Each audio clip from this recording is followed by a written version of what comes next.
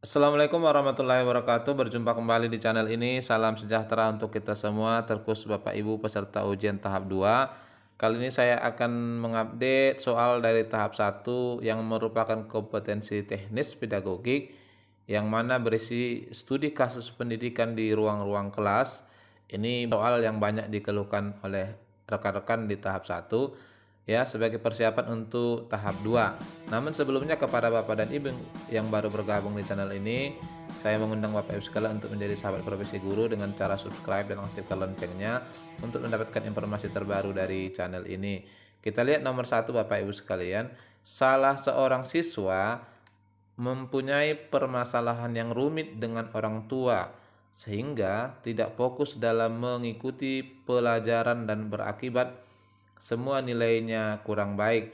Sebagai wali kelas yang Anda lakukan adalah, nah tampilan soalnya ini agak buram sedikit Bapak Ibu sekalian. A. Menghadirkan orang tua siswa datang ke sekolah dan berdiskusi untuk menyelesaikan permasalahan. B. Meminta orang tua siswa mengikut sertakan anaknya mengikuti tambahan belajar di luar sekolah. C. Meminta siswa lain untuk menghibur dan mengajaknya belajar berkelompok sehingga fokus belajar lagi. Lalu D. Meminta orang tua siswa tersebut datang ke sekolah dan menceritakan kondisi anaknya di sekolah. E. Meminta kepada orang tua siswa untuk memperhatikan anaknya agar semangat dalam belajar. Nah, persoalannya di sini adalah adanya permasalahan yang rumit antara siswa dengan orang tua. Sebagai guru tentunya kita tidak punya hak untuk mencampuri urusan keluarga. Oleh karena itu, menurut saya jawaban yang paling cocok di sini adalah D. Meminta orang tua siswa tersebut datang ke sekolah dan menceritakan kondisi anaknya di sekolah. Jadi inilah menurut saya kewenangan yang bisa kita lakukan sebagai wali kelas. Di dalam hal ini kita sampaikan kondisi dan fakta terkait dengan permasalahan anaknya sehingga orang tualah yang bijaksana. Jadi konteks mencampuri urusan pribadi atau keluarga itu ya tidak terjadi. Lalu yang kedua Bapak Ibu sekalian, guru yang lebih senior membimbing sekelompok siswa untuk mengikuti lomba cerdas cermat. Anda mencermati adanya kekurangan dalam pembimbingan yang bisa berakibat tidak maksimalnya hasil lomba. Tindakan yang dapat Anda lakukan dalam kondisi seperti itu adalah, jadi ini adalah pengajarannya adalah guru senior Bapak Ibu sekalian ya. Nah, oleh karena itu mempertimbangkan, maka jawaban yang paling cocok kalau A di sini disebutkan Anda mencari kesempatan untuk membantu siswa, jadi sifatnya nyuri-nyuri ya, kurang pantas juga. B. Mempertimbangkan rasa segan Anda membiarkan. Nah, ini juga tidak bagus karena hasilnya nanti merugikan sekolah. C. Menyampaikan usulan kepada guru pembimbing. Jadi jawaban yang paling cocok di sini menurut saya adalah C. Ya, menyampaikan usulan kepada pembimbing untuk berdiskusi terkait kekurangan-kekurangan dalam melakukan persiapan. Kalau D. Meminta kepala sekolah agar menugaskan Anda, ini barangkali kurang pantas ya, yang menilai adalah kepala sekolah. Kita tidak pantas menyatakan yang terbaik. Lalu E. Anda menyampaikan kekurangan tersebut dan meminta izin untuk dapat membantu. Nah, ini juga kurang tepat E-nya ini. Ya, sehingga jawaban yang paling cocok adalah C. Soal yang berikut Bapak Ibu sekalian nomor 3. Sebelum waktu ujian berakhir, seorang siswa minta izin untuk berhenti mengerjakan soal karena kondisi kesehatan yang tidak memungkinkan. Menanggapi kondisi tersebut, seorang guru sebaiknya A. Menganggap siswa belum menempuh ulangan sehingga nilainya kosong. Dalam konteks ini, siswanya sudah mengikuti ujian namun tidak menyelesaikan. B. Mengizinkan siswa istirahat dan menambah nilai ulangan yang didapatnya. Nah, ini juga tidak tepat. C. Meminta siswa untuk tetap menempuh ulangan sampai waktu selesai. Ini juga kurang tepat sebab siswa dalam keadaan kurang sehat. D. Mengizinkan siswa istirahat dan memberi nilai sebagaimana adanya. Ya, kita coba lihat E. Memberi kesempatan menempuh ulangan lagi dengan soal yang berbeda. Nah, kalau menurut Bapak Ibu opsi yang paling bijak, paling tepat di sini kira-kira apa Bapak Ibu sekalian? Ya, jadi menurut saya jawaban yang paling cocok ini kalau antara D dengan E, namun saya lebih memilih opsi E. Walaupun disebutkan dengan soal yang berbeda, tentunya dalam hal ini tingkat kesukaran soalnya ya sebagai guru tentu tetap mempertahankan agar sama dengan tingkat kesukaran sebelumnya. Jadi jawabannya adalah E. Nomor berikut, dalam rapat guru tentang kenaikan kelas diputuskan ada siswa yang tidak naik kelas. Sebagai guru wali kelas, salah satu bentuk pengorbanan yang harus dilakukan dalam komunikasi publik adalah, jadi bahasanya di sini Bapak Ibu sekalian, komunikasi publik. Nah, ini bisa terjadi antara guru dengan guru atau kepala sekolah atau guru dengan orang tua sebagai masyarakat. Kita coba cek. A. Meminta orang tua bersabar kepada anaknya untuk belajar lagi dengan tekun. Ini adalah komunikasi publiknya. Ya, kita coba lihat opsi yang lain. B. Mempertanggungjawabkan keputusan sekolah kepada siswa dan orang tua. C. Meminta kepala sekolah mempertimbangkan kembali putusan siswa yang tidak naik kelas. Nah, ini barangkali tidak ya, sebab sudah diputuskan dalam rapat. Lalu D. Malu kepada orang tua karena tidak mampu memperjuangkan anaknya naik kelas. Lalu E. Menerima keputusan rapat agar siswa tidak naik kelas. Nah, karena kata kuncinya adalah komunikasi publik, maka yang paling tepat menurut saya adalah B ya.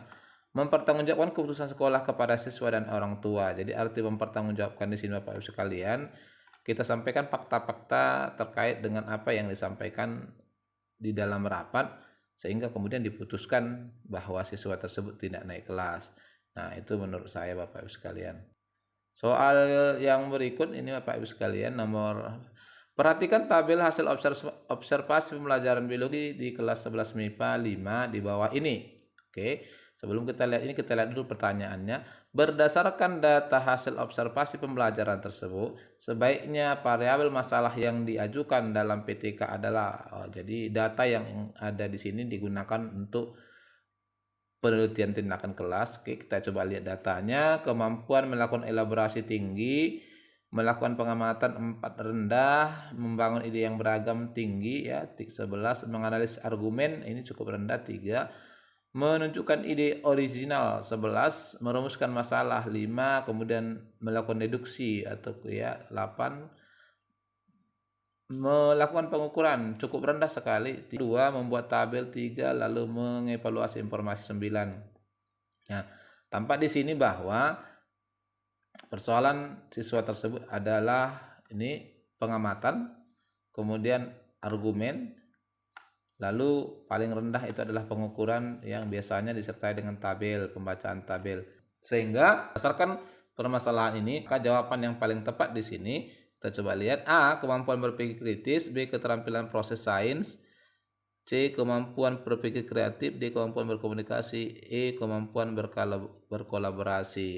Ya, jadi jawaban yang paling cocok di sini sesuai dengan permasalahan tadi adalah keterampilan proses sains. Itu kalau menurut saya Bapak Ibu sekalian.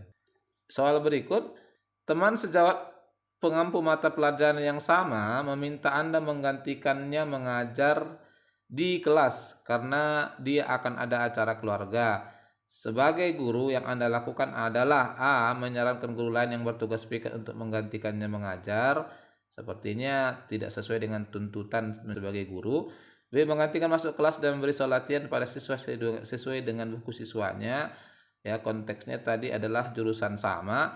Dalam hal ini tentu pembuat soal menyatakan bahwa kita tidak masuk ke kelas pada jadwal yang sama. Lalu C. Menggantikan mengajar dengan melanjutkan materi yang telah diajarkannya. Nah, sepertinya C ini paling tepat. Kita coba lihat D. D. Meminta siswa di kelas tersebut untuk belajar mandiri di perpustakaan sekolah. E. Meminta siswa untuk diskusi kelompok tentang suatu materi dipimpin ketua kelas. Nah, karena di awal soal disebutkan adalah teman sejawat pengampu mata pelajaran yang sama, nah ini tentunya jawaban yang paling cocok adalah C ya. Menggantikan mengajar dengan melanjutkan materi yang telah diajarkan sebelumnya. Soal yang berikut Bapak Ibu sekalian. Perhatikan tabel di bawah ini yang berisi KD, materi, metode, dan evaluasi berikut. KD-nya di sini menerapkan prinsip hereditas dalam pewarisan sifat, ini materi biologi. Kemudian metodenya materinya adalah hereditas ya. Lalu metodenya adalah praktikum, evaluasinya adalah portofolio project. Oke. Berdasarkan tabel di atas dapat disimpulkan bahwa A. Penilaian sudah tepat karena dapat memicu berkembangnya kreativitas siswa dalam menghasilkan portofolio. Kita coba lihat opsi B-nya. Penilaian sudah tepat karena relevan dengan KD yang ada dan diimplementasikan dalam kehidupan yang nyata. Oke. C. Penilaian sudah memperhatikan keterpaduan dengan materi yang diajarkan. D. Penilaian kurang tepat karena tidak mengukur aspek sikap. Ya, jadi di sini aspek sikapnya tidak ditampilkan dalam tabel. E. Penilaian kurang tepat karena tidak terpadu antara KD, materi, dan metode. Baik, coba kita perdalam lagi Bapak Ibu sekalian. KD-nya adalah menerapkan prinsip hereditas dalam mekanisme pewarisan sikap, dan metodenya adalah praktikum. Oke, metodenya praktikum. Maka menurut saya jawaban yang paling tepat di sini karena praktikum, seyogianya ini juga adalah penilaian praktek. Ya, penilaian langsung. Sehingga opsi yang paling tepat menurut saya di sini adalah E. Penilaian kurang tepat karena tidak terpadu antara KD, materi, dan metode. Kalau kita perhatikan Bapak Ibu sekalian, ini pewarisan sifat ini seharusnya teoritis. Secara biologi barangkali sangat sulit dilakukan secara praktikum, secara langsung.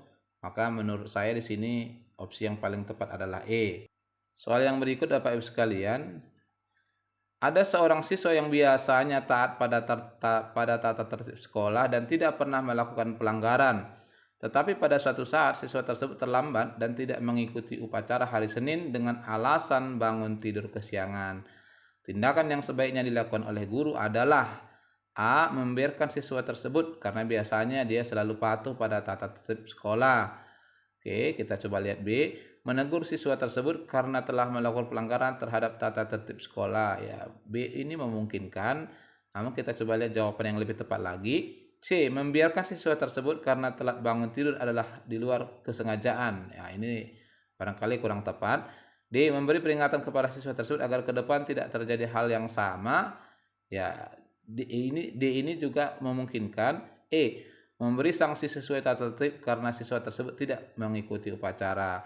Nah, dari opsi jawaban yang mana tadi B kemudian D itu mendekati benar, namun dalam hal ini yang paling benarnya menurut saya adalah E, Bapak Ibu sekalian, memberikan sanksi sesuai tata tertib karena siswa tersebut tidak mengikuti upacara. Jadi di sini ya peraturan kita jalankan sebagaimana mestinya dan sekaligus juga menunjukkan wujud pemberian hukuman yang berkeadilan di lingkungan sekolah ya. Nomor berikut Bapak Ibu sekalian, Anda mendapat tugas mengajar pelajaran tambahan setelah jam sekolah bersama guru lain secara bersamaan di 2 kelas paralel. Suatu hari teman Anda tidak bisa hadir tanpa memberi kabar sebagai guru yang Anda lakukan. Jadi kata kuncinya di sini adalah tugas tambahan setelah jam sekolah. Artinya secara struktur ya, kepala sekolah dan guru-guru yang lain bisa tidak berada di tempat atau di lingkungan sekolah. Maka ini kita coba lihat. A. Melakukan pembelajaran kelas rangkap meskipun secara bergantian. Nah, ini tidak maksimal. Jadi kurang tepat menurut saya. B. Meminta siswa kelas 1-nya untuk belajar mandiri sampai waktu pelajaran selesai. Karena pelajaran tambahan ini juga tidak tepat. Lalu C. Menginformasikan kelas 1-nya bahwa guru yang bersangkutan tidak hadir. Nah, ini lebih tepat C, Bapak Ibu sekalian. Tapi kita coba lihat dulu D. Melaporkan kejadiannya kepada kepala sekolah agar mendapat perhatian. Seandainya ini jam pagi ya ini dimungkinkan, cuma karena jam sore ya posisi tidak akan mungkin diambil perhatian. Lalu E. Kelas yang gurunya tidak hadir dipulangkan awal karena kasihan siswanya. Antara C dengan E sebenarnya hampir sama. Di opsi E ini Bapak Ibu sekalian yang membuat jawabannya agak rancu adalah pernyataan terakhir karena kasihan siswanya. Ketika seorang guru tidak hadir, ini tidak ada kaitannya dengan rasa kasihan terhadap siswa. Jadi kalau menurut saya opsi yang paling tepat itu adalah di C ya, menginformasikan kelas 1-nya bahwa guru yang bersangkutan tidak bisa hadir. Nah, disinilah nanti disampaikan bahwa siswa diperkenankan untuk pulang lebih awal tanpa adanya embel-embel rasa kasihan kepada siswa. Itu kalau menurut saya Bapak Ibu sekalian. Nomor berikut Bapak Ibu sekalian, pada proyek pembuatan barang bermanfaat dari limbah, Anton menyelesaikan tugas dengan baik dan tepat waktu. Anton menyelesaikan proyek tersebut karena ini ingin dianggap sebagai siswa yang taat pada perintah guru. Jika dilihat dari motivasi Anton menyelesaikan proyek pada tahap perkembangan moral, Anton menurut Koch berada pada tahap. Jadi di sini kata kuncinya adalah taat pada perintah guru. Sehingga yang paling tepat itu adalah E ya, good boy orientation. Jadi menjadi anak yang baik itulah tahapan pemikiran yang dimiliki oleh Anton. Barangkali ini Bapak Ibu sekalian soal-soal terbaru terkait dengan studi kasus persoalan di pendidikan di ruang-ruang kelas. Semoga bermanfaat Bapak Ibu sekalian. Wassalamualaikum warahmatullahi wabarakatuh.